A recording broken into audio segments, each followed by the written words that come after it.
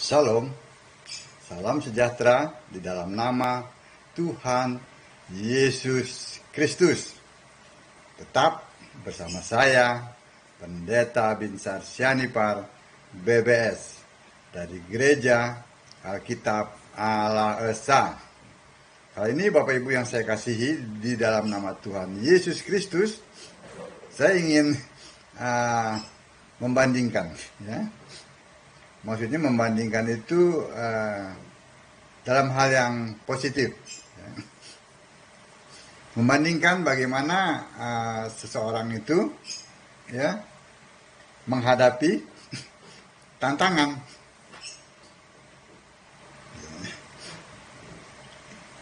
Kita akan melihat di dalam Kejadian 3 ayat, ya, di dalam Kejadian 3 ya, ayat 1-nya kita lihat.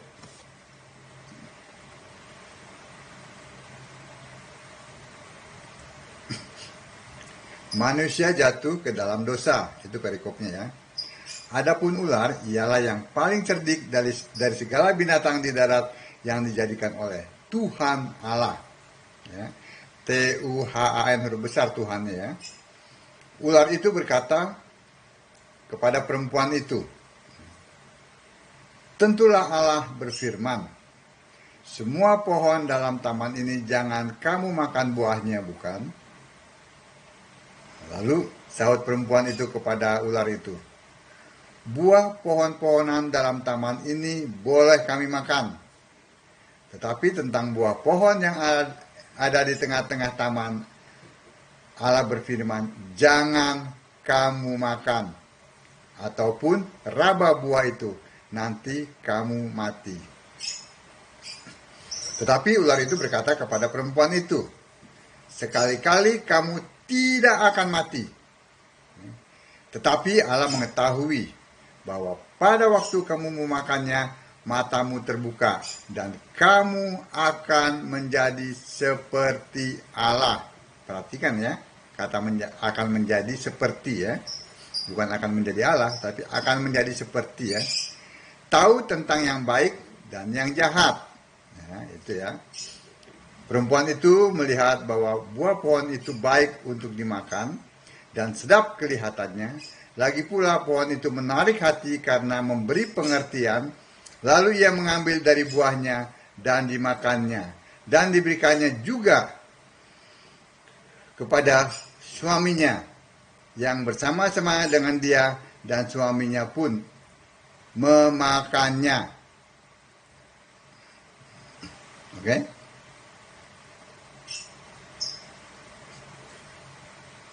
Sampai di situ ya. Jadi Kejadian 3 ayat 1 sampai 5. Ini adalah kesalahan besar yang dilakukan oleh Hawa. Kenapa? Dia membuka ruang dialog dengan iblis. Ya, melalui ular. Inilah ruang dialog yang salah. Ya, itu dalam Kejadian 3 ayat 2 ya. Lalu kesalahan Hawa, itu yang pertama tadi ya, dia membuka ruang dialog. Kesalahan yang kedua adalah Kejadian 3 ayat 3. Ya. Kita lihat. Tetapi tentang buah pohon yang ada di tengah-tengah taman, Allah berfirman, jangan kamu makan ataupun raba buah itu, nanti kamu mati. Jadi jangan makan ataupun raba. Nah, kata raba ini tidak ada. Allah tidak pernah mengatakan raba itu. Ini adalah sesuatu yang ditambah-tambahkan oleh Hawa.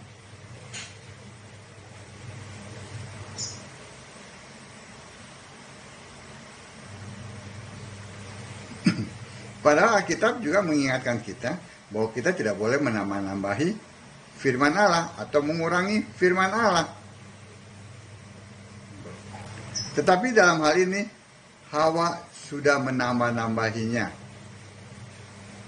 Nah, inilah yang kelemahan yang iblis tahu, bahwa Hawa tidak sepenuhnya mengerti firman Allah.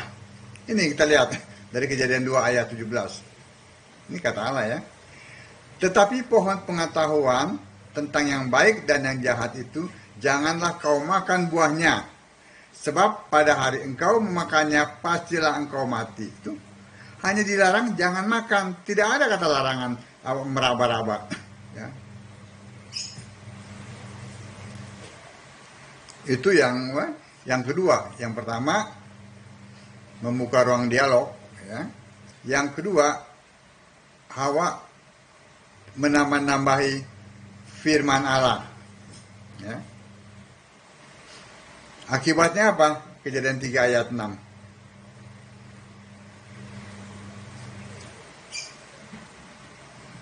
Perempuan itu melihat bahwa buah pohon itu baik untuk dimakan dan sedap kelihatannya. Lagi pula pohon itu menarik hati karena memberi pengertian.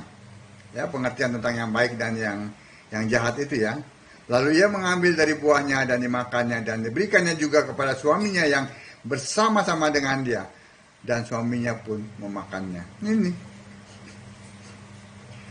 Karena membuka ruang dialog. Karena tidak memahami firman Allah. Ya, dipaksakan juga ya untuk berkomunikasi dengan iblis. Akhirnya apa? Mereka jatuh dalam dosa. Gitu ya. Jadi sekali lagi ya saya katakan bahwa Hawa berbuat salah. Ya.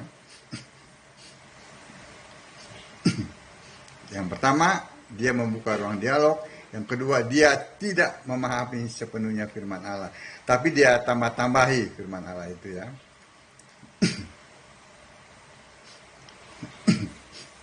Kejadian 3 ayat 22. Ya. Manusia menjadi seperti salah satu dari Allah. Nah, ini kan dipahami Allah itu ada lebih dari satu. Ya. Padahal ya, yang Alkitab katakan adalah mengetahui yang baik dan yang jahat. Itu adalah sifat Allah. Allah kan mengetahui yang baik dan yang jahat. Dan juga Allah itu Maha Kuasa. Ya kan? Allah itu Alfa Omega. Ya.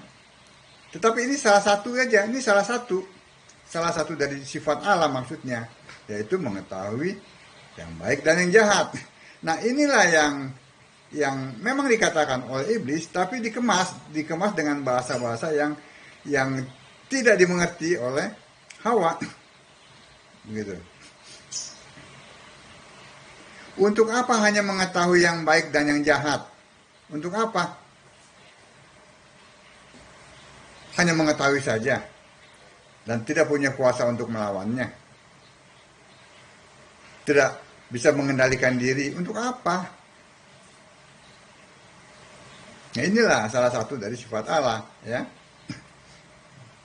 yang akhirnya dipahami oleh Hawa pada saat dia memakannya ya, manusia itu ya berdua ya, mereka akhirnya telanjang. Disinilah mulai kita kan tahu itu sifat itu ya. Kita kan memiliki sifat yang baik dan yang jahat. Hanya sebatas itu. Tapi tidak punya kuasa untuk mengendalikannya. Ini yang tidak dijelaskan oleh iblis. Hawa hanya berpikir, oh ini memberikan pengertian yang, wah udah deh makan saja. Gitu. Jadi kejatuhan Hawa adalah pada saat dia membuka ruang dialog.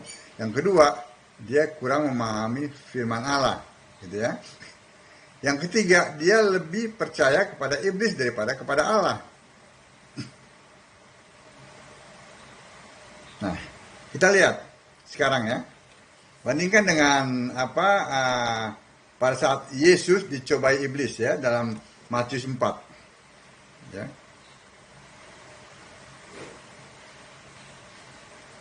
Matius 4 mulai ayat 1-nya, ya, percobaan di padang gurun. Maka Yesus dibawa oleh Roh ke padang gurun untuk dicobai iblis. Dan setelah berpuasa 40 hari dan 40 malam, akhirnya laparlah Yesus. Lalu datanglah si pencoba itu dan berkata kepadanya, "Jika engkau anak Allah, perintahkanlah supaya batu-batu ini menjadi roti." Nah, pada saat lapar ya, orang pasti kan ingin memenuhi perutnya itu dengan makanan. Nah, ini iblis tawarkan. Jika engkau anak Allah, ditantang kan, perintahkanlah supaya batu-batu ini menjadi roti. Perhatikan ayat 4. Tetapi Yesus menjawab, ada tertulis. Ya, perhatikan itu, ada tertulis. Manusia hidup bukan dari roti saja, tetapi dari setiap firman yang keluar dari mulut Allah. Yang pertama dikatakan ada tertulis. Ya. Yang kedua, ya, tetapi dari setiap firman yang keluar dari mulut Allah. Dia tidak menanggapi tantangan iblis, tetapi dia nyatakan firman Allah. Begitu. Ya, lalu ayat yang kelima kita baca. Kemudian iblis, itu tadi tantangan yang pertama ya, pencobaan yang pertama. Kemudian iblis membawanya ke kota suci dan menempatkan dia di bumbungan bait Allah. Lalu berkata kepadanya, sekali lagi dikatakan, jika engkau anak Allah, jatuhkanlah dirimu ke bawah, sebab ada tertulis mengenai engkau, ia akan memerintahkan malaikat-malaikatnya, dan mereka akan menatang engkau di atas tangannya, supaya kakimu jangan terantuk kepada batu. Perhatikan ayat yang ke-7. Yesus berkata kepadanya, ada pula tertulis, ya, jangan engkau mencobai Tuhan Allahmu. Nah, yang kedua, Yesus pun tidak menanggapi tantangan iblis, tetapi dia mengutip firman Allah. Dia katakan ada pula tertulis, ya, firman Allah yang mengatakan jangan engkau mencobai Tuhan Allahmu. Nah, seperti itu harusnya. Lalu ayat yang ke-8. Dan iblis membawanya pula ke atas gunung yang sangat tinggi dan memperlihatkan kepadanya semua kerajaan dunia dengan kemegahannya. Diperlihatkan sama iblis. Kan dia kan penguasa dunia, ya. Dan berkata kepadanya, ya, pada Yesus, ya, semua ini akan kuberikan kepadamu jika engkau sujud menyembah aku. Semuanya diberikan kepada Yesus. Kalau Yesus mau, manusia Yesus itu ya, mau sujud menyembah kepada iblis. Zaman sekarang kan gitu. Orang datang ke tempat-tempat tertentu, orang datang, ya, untuk memperoleh kemegahan dunia, ya, jabatan, nama, harta, gitu ya, kenikmatan. Gitu. Orang datang itu pada iblis, dan iblis bisa memberikannya. Contohnya itu ada penginjil-penginjil jalanan tuh yang memakai nama Yesus menyembuhkan orang-orang itu. Apakah itu dari Yesus? Silakan tanya sama mereka, siapa yang mereka sembah? Allah Tritunggal kan? Nah, berarti itu bukan dari Yesus. Amin. Itu salah satunya, ya.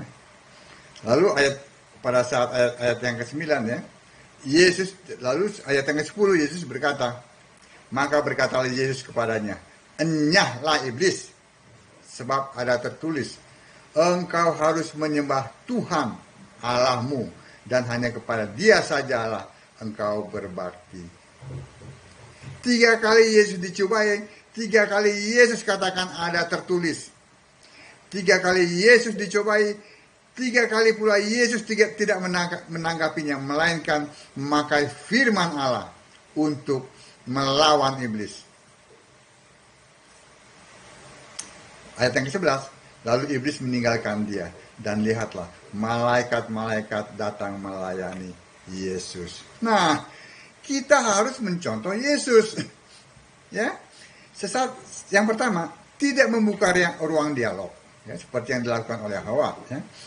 Yang kedua, kita harus memahami firman Allah. Firman Allah yang berkuasa itu. Ya. Kita harus memakai firman Allah. ada tertulis. Semuanya tertulis. Kenapa? Kenapa harus tertulis? Ya memang, karena kalau tidak tertulis, maka orang akan seenaknya saja mengatakan, oh ini firman Allah mengatakan seperti ini. Oh firman Allah mengatakan seperti ini. Macam Allah pribadi. Oh Allah itu pribadi. Mana tertulis? Tidak tertulis. Yang tertulis apa? Allah itu roh. Nah pakai itu.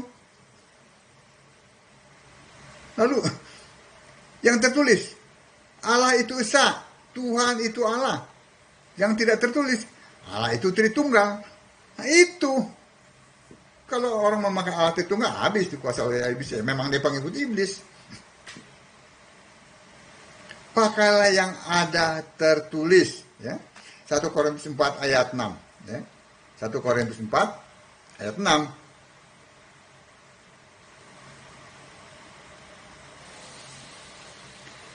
Saudara-saudara, kata-kata ini aku kenakan pada diriku sendiri dan pada Apolos, karena kamu, supaya dari teladan kami kamu belajar apakah artinya ungkapan, jangan melampaui yang ada tertulis, supaya jangan ada di antara kamu yang menyombongkan diri dengan jalan mengutamakan yang satu daripada yang lain. Nah, kalau tidak tertulis, apanya? Semua orang bisa ngarang bebas. Yesus sudah mengajarkan kita. Ada tertulis. Makanya Alkitab itu adalah firman Allah yang tertulis. Di luar Alkitab, itu bukan firman Allah.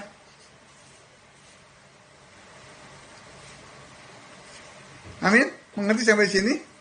Sebab itu pakailah firman Allah. Pakailah ayat-ayat Alkitab untuk melawan iblis. Jangan pakai sekali saya katakan berulang kali lah. Jangan pakai mengutip buku-buku yang pengarangnya itu, penulisnya itu tidak ada di Alkitab. Itu bukan firman Allah. Itu sampah. Sampah itu virus. Virus itu penyakit. Ya, nanti akan merusak pikiran. Sehingga tidak mengerti kitab suci. Jadi kalau tidak ada yang tertulis, ya jangan. Oh iya, tapi kan ada ayat-ayat yang mengatakan dalam Yohanes 21 ayat 25 begitu ya. Yohanes 21 ayat 25. Masih banyak hal-hal lain lagi yang diperbuat oleh Yesus. Tetapi jika semuanya itu harus dituliskan satu persatu, maka agaknya dunia ini tidak dapat memuat semua kitab yang harus ditulis itu. Nah itu Pak Pendeta, ada juga yang tidak tertulis. Siapa yang mau jamin yang tidak tertulis itu? Dari satu generasi ke generasi lainnya. Siapa yang bisa menjamin tidak menambah-nambahi atau tidak mengurangi? Yang tertulis saja bisa dikurangi, bisa ditambahi, bisa diselewengkan, bisa dipelintir. Iya kan? Apalagi kalau tidak tertulis. Itulah gunanya tertulis, itulah gunanya firman Allah, itulah gunanya kitab suci. Sebab itu Yesus mengutip. Dia katakan ada tertulis. Nah, siapa yang bisa bantah kalau ada tertulis? Kalau orang dulu bilang itu ada hitam di atas putih. Siapa yang bisa bantah? Bukan yang tidak oh kata si Anu, oh kata si Anu, oh kata bapak-bapak gereja. Katanya doang. Harus ada tertulis. Inilah firman Allah. Firman Allah ini yang benar.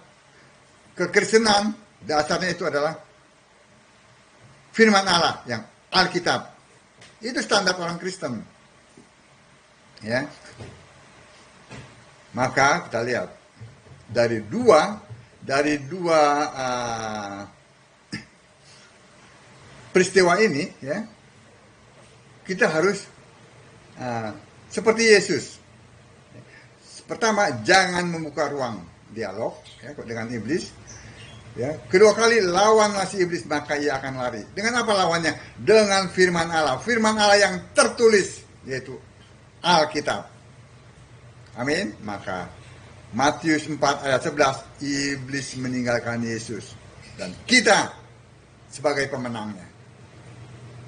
Kiranya apa yang saya sampaikan ini dapat terus membuat ibu dan bapak ya memahami Alkitab ya. Bahwa Alkitab itu satu-satunya firman Allah. Firman-Mu adalah kebenaran. Kebenaran itu adalah Yesus Kristus. Yesus Kristus adalah satu-satunya Allah yang benar. Shalom.